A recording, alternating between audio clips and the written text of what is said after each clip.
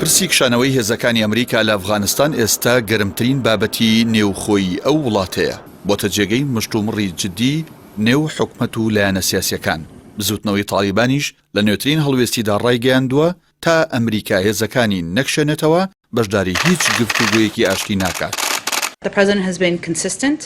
سەرچاوەیەکی باڵا لە کۆشکی سپی کە قسەی بۆ میدیاکان کردووە ڕایگەاندووە جۆ بایدن سەرۆکی ئەمریکا بڕیاری کشانەوەی تەواوی هێزەکانی وڵاتەکەی لە ئەفغانستان داوە و نیازی وایە بەم زوانە هەڵوێستەکەی ئاشکرا بکات.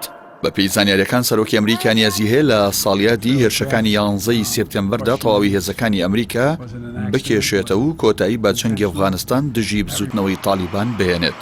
جەنگی ئەفغانستان یەکێک بوو لە هەوڵەکانی ئەمریکا بۆ تۆڵەسەندنەوەی هێرشەکەی 11 سێپتێمبەری ساڵی 2001. ئێستا ماوەی چەند ساڵێکە گفتوگۆی ئاشتی ئەفغانستان دەستی پێکردووە. بزوتنەوەی تالیبان لەلایەک لەگەڵ ئەمریکا ڕێکەوتووە بۆ کشانەوەی هێزەکانی ئەمریکا لەو وڵاتە و لەلایەکی دیکەشەوە گفتوگۆ لەگەڵ حکوومەت دەکات. لە نوێترین هەڵوێستیدا نەعیم ڤەرداگ وتەبێژی نووسینگەی سیاسی بزوتنەوەی تالیبان لە قەتەر ڕایگەاند تا هێزە بیانیەکان لە ئەفغانستان نەکشێنەوە بەشداری هیچ کۆنفرانسێکی تایبەت بە پرسی ئاشتی لە ئەفغانستان ناکەین.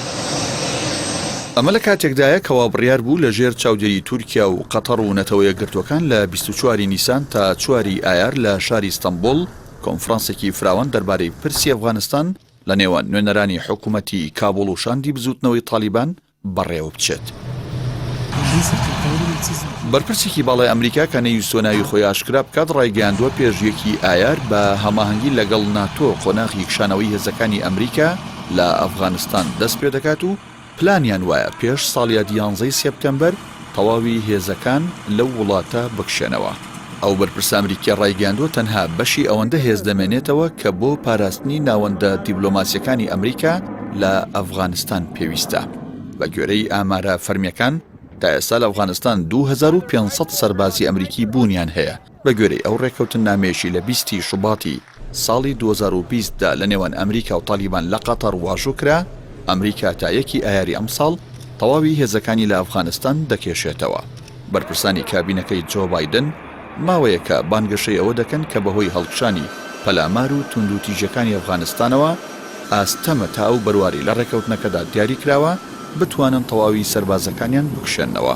هاوکات بەرپرسانی حکوومەتی ئەفغانستان هۆشداری ئەویان داوە ئەگەر هێزەکانی ئەمریکا بکشێنەوە ئەگەری سەرهەڵدانی جەنگی نێوخۆیی زیاتر دەبێت.